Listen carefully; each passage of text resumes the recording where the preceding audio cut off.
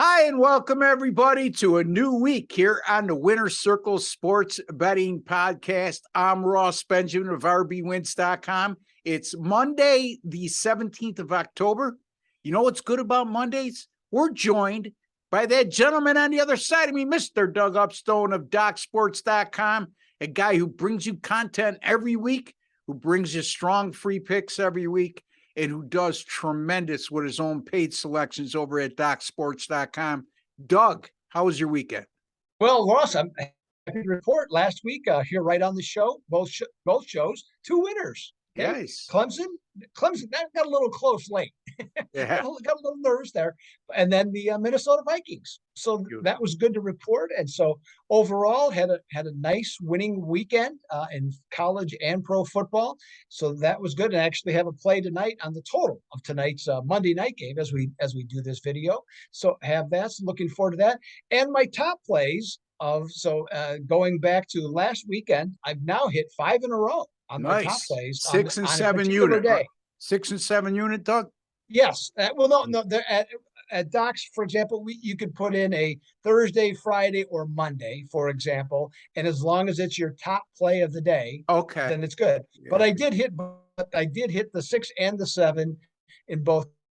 Had the over on the Sunday night game last night, which was covered with 7 minutes to go. So that was nice. And then actually, I ended up having I did it on the show, but this goes just to show you sometimes you put out something that just kind of seems half right.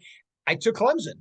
That was actually my 6-unit play. At Docs was that one. So it's sometimes it just works out. You look at a game and all of a sudden it makes a lot more sense later in the week. Sure. And I'm not afraid to do it. Yeah, maybe do I get a few complaints here and there? Sure. But you know what? If you like the game, you like the game.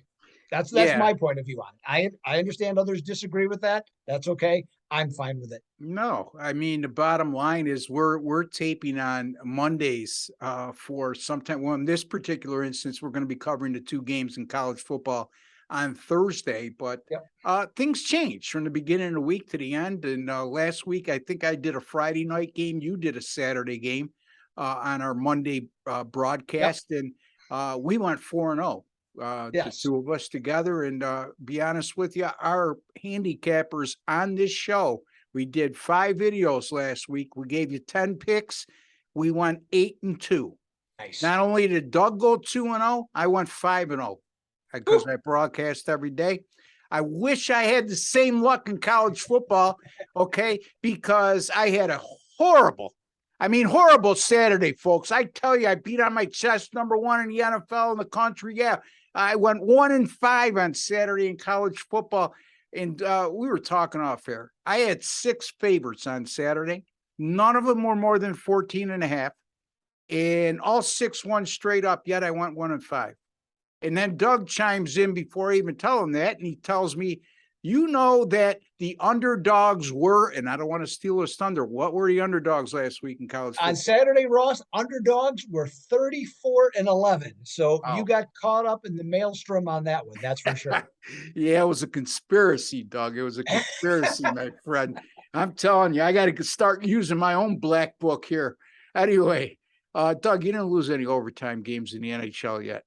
I haven't lost it in the NHL, but Saturday, what prevented me from having an even better day was East Carolina giving up a touchdown with about, I think it was 8 seconds to go, and they lost it 4 overtimes. And of course, once they went to the 3rd overtime, there was no way I could cover the 5.5 with East Carolina. But you know what? Still had a winning day, so I'm kind of letting that one go, letting it go off me this time. It's not sticking like it normally does. Yeah, right. If it makes you feel any better, if your left arm being broke feels better because my left arm's being broke, I had East Carolina as well. So okay, yeah, there you go. And I know wasn't that wasn't pleasant, but no, not whatsoever. Anyway, enough of the negative stuff. Right. NFL, I'm 3-3 this week. I have a game tonight, one on Thursday night, one last night. 10-star top play on the Eagles. I had them at -6 early. They went to 7. Didn't matter. 7-0 with my NFL 10-star top plays to start the year. Primetime games, folks. I got one tonight in the in the AFC West battle between the Denver Broncos and the LA Chargers. 12-1 with my last 13 primetime picks. One on Thursday night with Washington, and then last night with Philadelphia. So on a nice roll there, Doug. And the NBA is starting, Doug.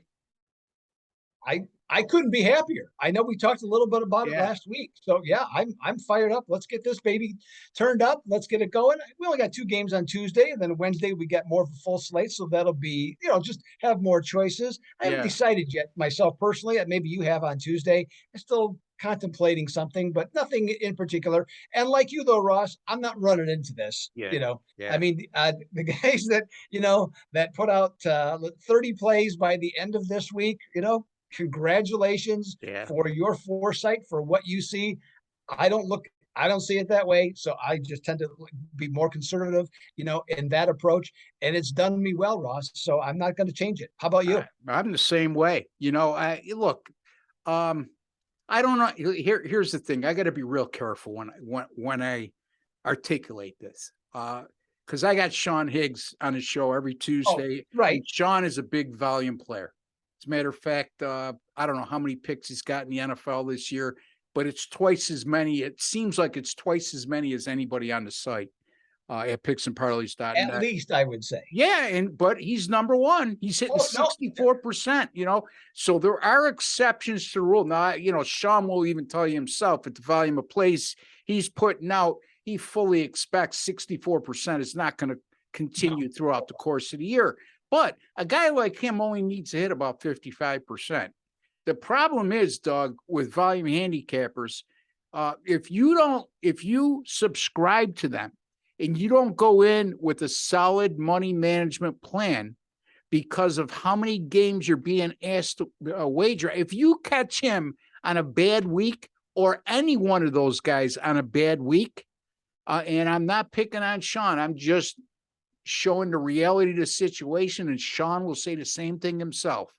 If you catch him on a bad week and you don't exercise proper money management, you don't have a gambling bankroll, and you're not playing 3 to 5% per game on your bankroll, you know what? You're going to be broke in 1 or 2 weeks if they have bad weeks, and then you don't have any money left to bet the rest of the year. So if you're going to do that, you're going to have to sacrifice. Let's put it this way. Unless you have at least a $30,000 bankroll, betting more than $100 a game with a volume handicapper, you're really teetering on disaster early on, okay, if he doesn't get off to a good start. Now, Sean's an exception to the rule. And the problem is, Doug, and I got to get this off my chest, and we'll go from there. The problem is with this industry right now. When me and you both started, there was the Oklahoma Sports Monitor. There was a couple other credible sports monitors at the time. And a lot of it was based on win percentage on a minimum amount of plays. And you were ranked accordingly. Now, on 99% of these sites, it's all about units earned. So people who want to see themselves at the top of the list, really, they're either in the top 10 or they're in the bottom third because they're playing so many games. And, it's if you don't get off to a good start, like I just said, or you're having a bad year, you could bury somebody. So anyway, but I agree with you though. And I mean, I know Sean very well. We, and stuff like he used to be on the site that I had, before I went to Docs. Yeah. And I mean, there's nobody better to have on your site than Sean when he's going well. I mean, he will like anybody, right? Yeah, right. But I mean, he'll make somebody a lot of money because of the volume of plays, that he's putting out. And he hits at a good percentage. Right. He's an exception to the rule. You know what I mean? Right. I mean, he's figured out his way. And I think that's the most important thing to get across, I think, here, is that whether you like volume or don't like volume, that's up to the individual person. Right. You and I have our preference. He has his preference. But if you're in the case, you mentioned, a big bankroll, or, if you're with Sean, you're not, you have to have a big bankroll to bet $100 a game. If you're willing to do bet 30, 40, and $50 a game. Well, that's going to save you a lot of money during the slow periods. And then if he gets hot, well, then you have to just be judgmental and then raise it when he's going well. That's how you make it work. Yeah, I'm not picking on Sean, and I hope nobody takes it that way. If I didn't think he was a fabulous handicapper, I wouldn't have him on once a week, right, Doug? Right. You know me by now.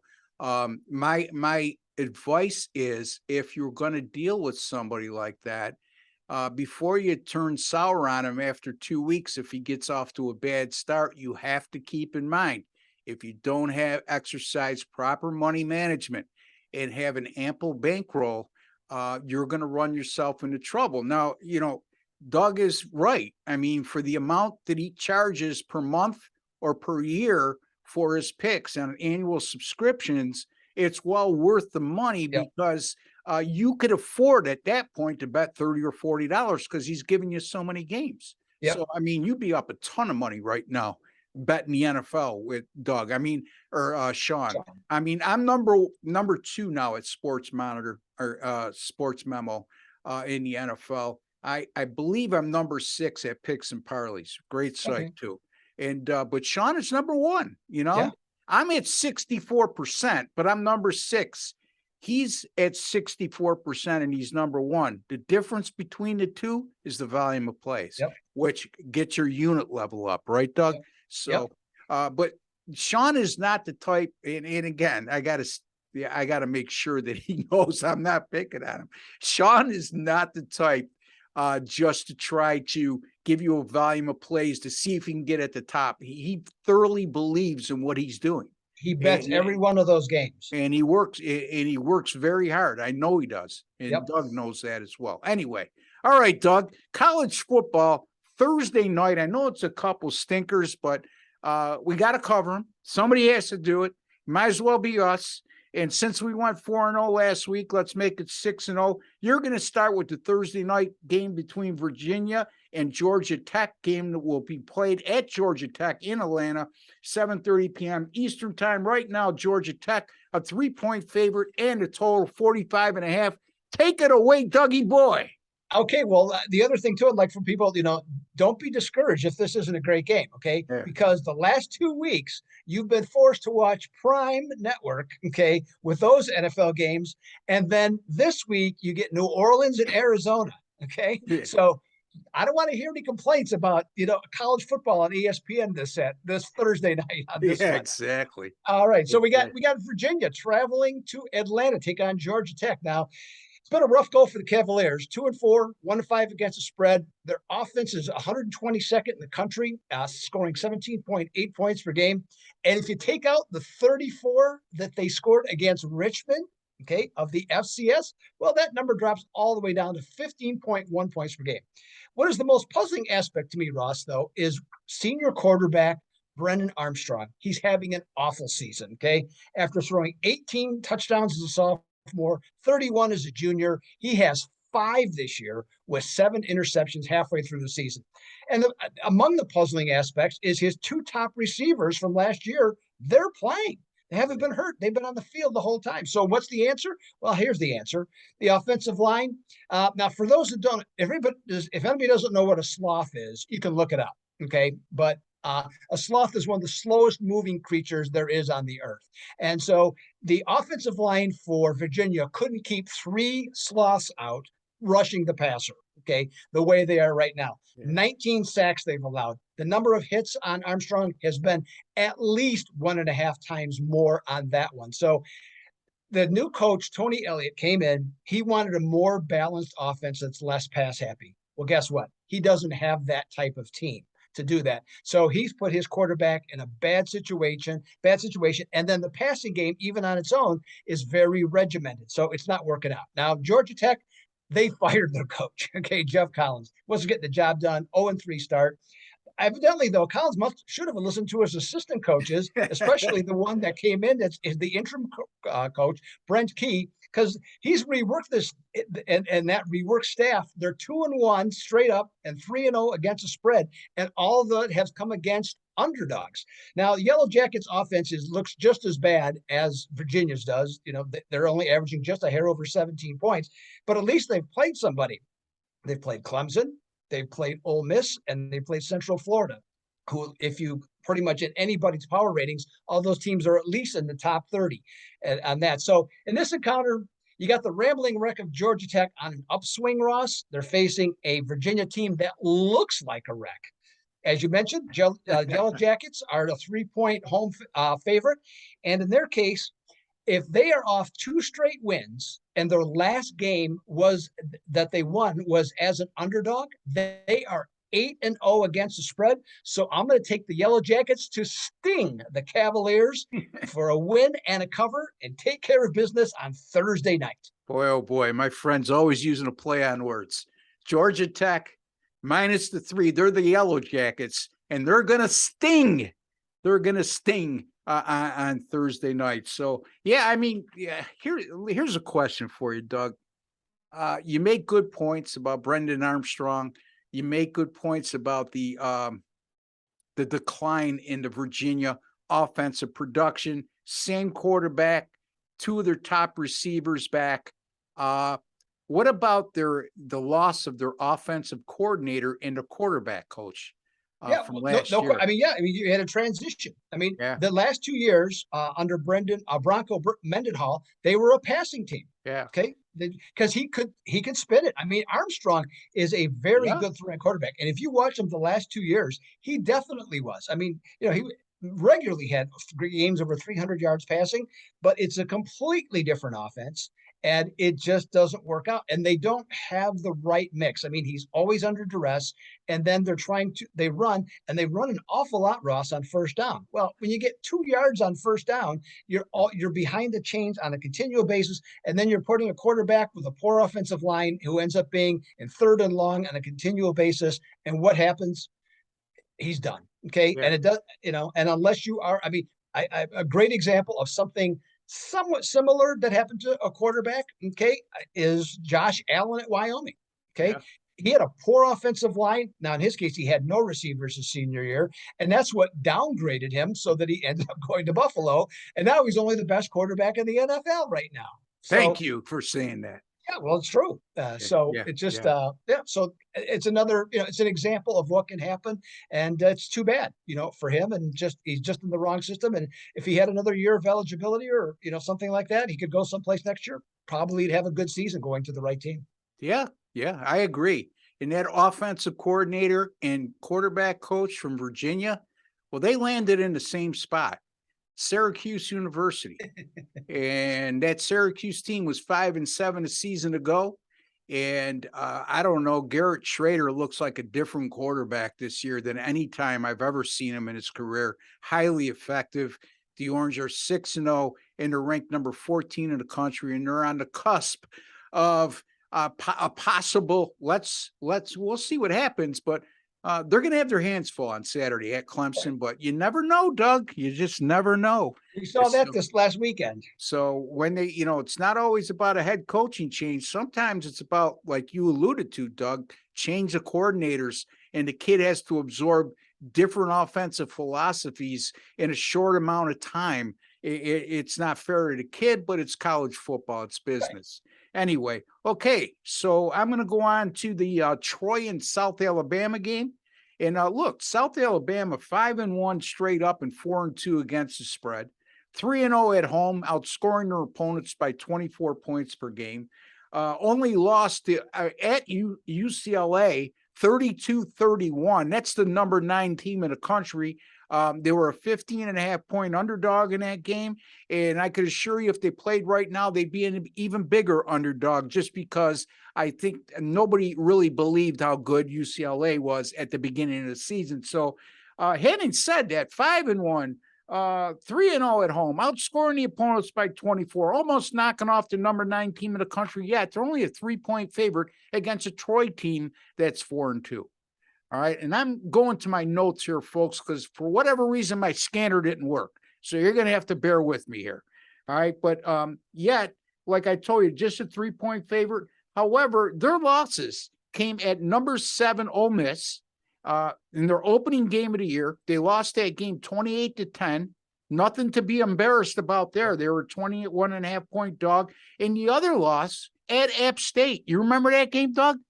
The Hail Mary pass with no time left on the clock when college game day was at the Appalachian State campus.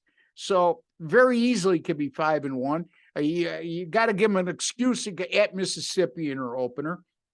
And Fox Sheets, who me and Doug like to look at as a reference point on some particular categories when it comes to handicapping, they have Troy as a plus 4.1 on the strength of schedule meter over South Alabama. And to me, anything 3 or more, that team has played a much tougher schedule, and that's what their meter is showing. And I find that stat that they put out on a weekly basis on each individual game to be very helpful when assessing games. Troy, on the other hand, they enter on a 4-game winning streak. They won the last 4 in this series, and they outscored South Alabama by an average of 20.3 points per game in those 4 wins. I'm going to go with Troy here. I know I'm going to be in the minority when I take this game, but I don't care. I'm going to take Troy plus the 3 at South Alabama, and it's Doug Upstone, Georgia Tech minus the 3 at home over Virginia on Thursday evening. Don't forget, folks, we went 4-0 last week, me and Doug. We went 8-2 altogether on this site. I went 5-0 with my free picks last week. What does that all mean? You need to subscribe if you haven't already. I don't know what you're waiting for. It costs you absolutely nothing. There's no subscription plans. There's no hidden agenda. There's no tricks up our sleeve, Doug. Just subscribe and you will be privy to world-class sports betting advice from some of the best handicappers on the planet when it comes to sports betting, right here on the Winner's Circle Sports Betting Podcast. Doug, tell the folks, brief them in on how you did again, and also what you may have coming up or lined up this week. Now, I know a lot going on now with the NBA starting, the NHL. Fill them in, Doug. Absolutely. So, as I mentioned, been a nice run. By the way, that Troy South Alabama game, can't wait for it because I had South Alabama early against UCLA because I saw them play against Central Michigan. They destroyed them. Okay, not that Central Michigan's great, but they destroyed them on the road. Caught my attention, and they easily covered against UCLA. So that's going to be a very fascinating game. I'm looking forward to that one. So, anyways, Doc Sports, Doug Upstone. Okay. So that we're ready to go again for another big week. Start on a Monday, as I mentioned. Like with Ross, got to play tonight on the total of tonight's game. Also, Game 5 of the World of the ALDS the ALDS at Yankees in Cleveland. I got to play on that one as well. 27-15 record on Saturday. I hit the Phillies to close out the series. That was my top play in baseball that day, and so that was a winner. So again, 27-15. Have that ready to go, and then our NBA been on some great streaks. 5 straight winning seasons in the NBA. And as I mentioned to Ross last Thursday, and to all of you that viewed, used to be a pretty, just pedestrian handicapper, figured something out, been in some nice runs. Last year, went on a run of 46-22.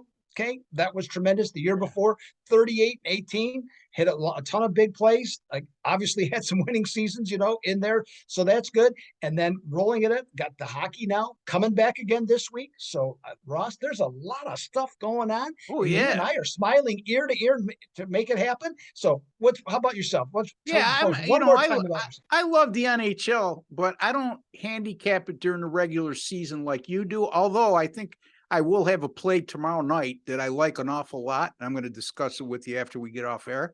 But in any event, Doug, one of the best NHL handicappers over the last decade as well, folks. Actually, over the last 2 decades.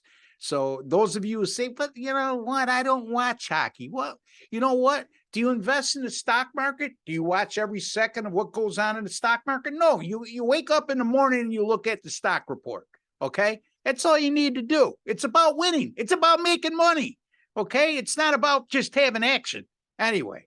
All right, you can see me at rbwins.com. By the way, folks, docsports.com. That's where you find this guy. On top of that, he puts out like 6 daily videos a day with free picks. Does a great job there. Has a great following. No shock to any one of us. So you might want to follow his the Doc Sports YouTube channel as well. There you'll see Doug's videos on a daily basis. Or Doug, what's your Twitter handle again? I'm sorry.